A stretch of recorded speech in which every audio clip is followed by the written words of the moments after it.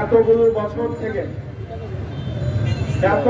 বছর থেকে একটা জাতিকে মাটির সাথে মিশিয়ে দেওয়ার জন্য যা কিছু দরকার সবকিছু করে দেওয়া ঠিক তারা করছে। যারা একটা সময় পায়ের জুতা মাথায় তুলে মাপ চেয়েছে, অর্থনগ্ন অবস্থায় এই দেশে আশ্রয় পেয়েছিল, যারা তাদেরকে আশ্রয় দিয়েছিল আজকে তাদেরকেই তারা এই দেশ থেকে উৎখাত করার জন্য উঠে পড়ে লেগেছে। 2023-এর অক্টোবর থেকে এখন পর্যন্ত মাত্র এই কয়েকদিনে, মাত্র এই 2 বছরে প্রায় 60,000-এর উপরে লোক হত্যা করা হয়েছে। এই 60,000-এর মধ্যে জাতিসংঘ সহ অনেকের গণনা হলো 48,000 বা 49,000, কিন্তু আমার যেটা বলেছে 61,000 প্লাস মানুষকে হত্যা করা হয়েছে। অনেকের লাশ এখন পর্যন্ত 10,000-এর উপরের লোকের লাশ এখন পর্যন্ত পাওয়াই যায়নি, মাটির নিচে ওই ধ্বংসস্তূপের নিচেই পড়ে আছে। এই 61,000 বা 62,000 মানুষের মধ্যে সংখ্যা বেশি হলো নারী এবং শিশু। আপনারা এখানে যারা আছেন গতকালকে সেহরি খেয়েছেন, সবাই সেহরি খেয়েছেন, গতকালকে ইফতার করতে পেরেছেন আলহামদুলিল্লাহ। আমরা তো নামাজও পড়ি ফ্যানের বাতাসের নিচে টাইলসওয়ালা মসজিদে বসে,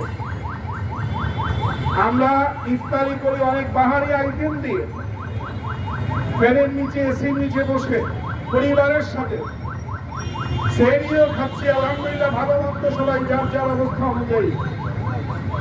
কিন্তু এই ফিলিস্তিনের শিশু, 2 বছর 2.5 বছরের একটা শিশু, সে খাবার নিয়ে যে যুদ্ধটা করে, সে খাবারের জন্য যে যুদ্ধটা করে, আমাদের মনে হয় বেঁচে থাকার জন্য এই যুদ্ধ করতে হয় না।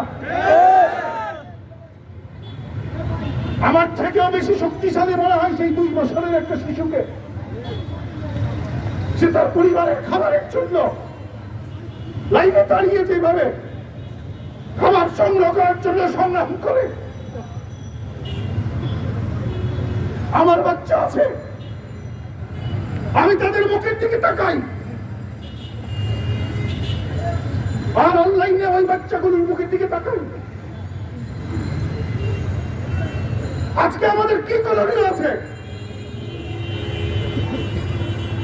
আমাদের এই ইসরায়েল গাজাবাসীদের উপরে যে নির্মম অত্যাচার পরিচালনা করছে, আজকে বিশ্ব বিবেক বলা হয় অনেককে, এরা কোথায়? এদের চোখ বন্ধ হয়ে গেছে, এদের জবান বন্ধ হয়ে গেছে।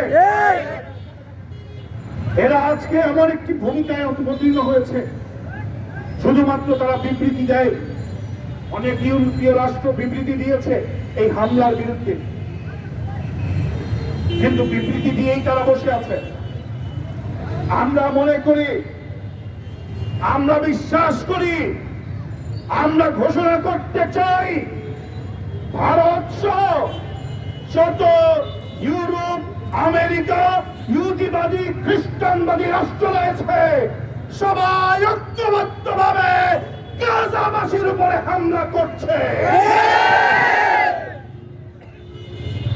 এদেরকে রুখে দিতে হবে, শুধু আজকের জন্য নয়, আগামী দিনের জন্য আমাদের প্রস্তুতি গ্রহণ করতে হবে। আজকে বিশ্ব বিবেক জাগ্রত হবে না, জাগ্রত করতে হবে। আজকে বিশ্বের প্রভাবশালী রাষ্ট্রগুলো জাগ্রত হবে না মুসলমানদের জন্য, তাদেরকে জাগ্রত করে তুলতে হবে, আমাদেরকেই জাগ্রত করতে হবে। কারণ আমরা সালাউদ্দিন আইয়ুবীর উত্তরসূরি, আমরা মুহাম্মদ বিন কাসিমের উত্তরসূরি, আমরা খালিদ বিন ওয়ালিদের উত্তরসূরি, যাদের তলোয়ারের ঝনকানি দিয়ে কাফের মুশরিকরা সেটার থেকে ভয়ে তরতর করে কেঁপেছিল।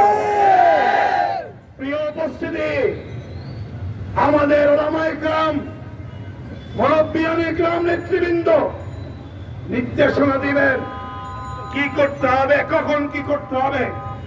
আমরা ইনশাআল্লাহ এখানে যুবকরা দাঁড়িয়ে আছে, শাহজালাল শাহপরানের উত্তরসূরি যুবকরা দাঁড়িয়ে আছে, এখানে এই পুণ্যভূমি সিলেটের যুবকরা দাঁড়িয়ে আছে।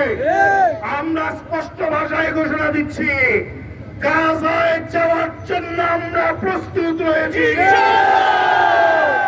যখনই জিহাদের ডাক আসবে, যখনই মুসলিমদের পক্ষে দাঁড়ানোর ডাক আসবে, যখনই লা ইলাহা ইল্লাল্লাহ মুহাম্মাদুর রাসূলুল্লাহ কালেমার পতাকা উত্তোলনের ডাক আসবে, আমরা তৈরি আছি ইনশাআল্লাহ।